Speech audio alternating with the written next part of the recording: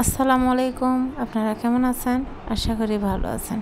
তো চলে আসলাম আমি আপনাদেরই বোন তোয়া ব্লগিং চ্যানেল থেকে।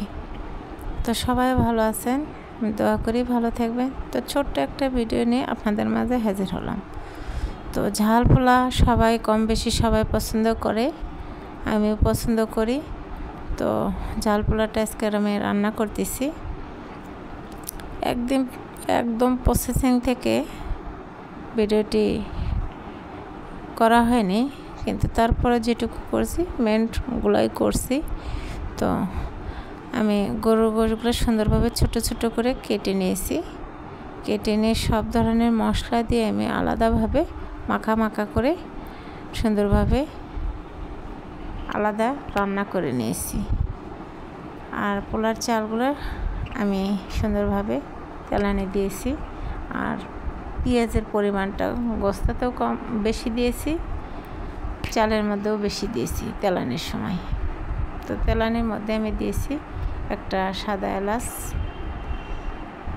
একটা কালো এলাচ, কয়েক টুকরা দারচিনি, একটা তেজপাতা আর পেঁয়াজ দিয়ে সুন্দরভাবে আমি ভেজে নিই।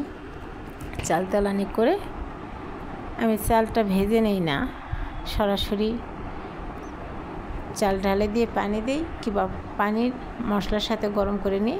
যখন পানির বলক ওঠে তখন চালটা দিই। কিন্তু স্বাদটা কোন সময় জানেন? এই যে গোস্তটা আলাদা করে রান্না করে নিয়েছি সেটা দিতে হবে।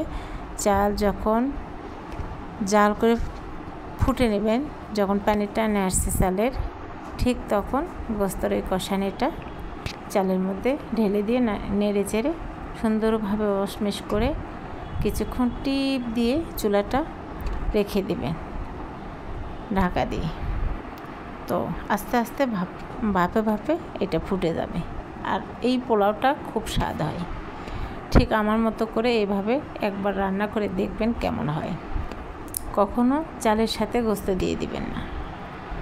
যখন পানি গরম হবে, বলক উঠলে চাল ঢালা দেন, কিংবা চালিয়ে আগে দেন। যখন চালের গায়ের পানি একদম টানে আসছে, ঠিক তখন এই গোস্তর তরকারিটা ঢেলে দিতে হবে। দিয়ে ওই যে বললাম সুন্দরভাবে নেড়ে চেড়ে ঢাকা দিয়ে টিপ দিয়ে রেখে দেবেন। এইভাবেই আমি পোলাওটা রান্না করি, খুব মজা হয়। চাইলেই কিন্তু আপনারাও ঠিক এইভাবে ঝাল পোলা রান্না করতে পারেন। আসলেই মজা হয় এইভাবে রান্না করে, আমি দেখছি।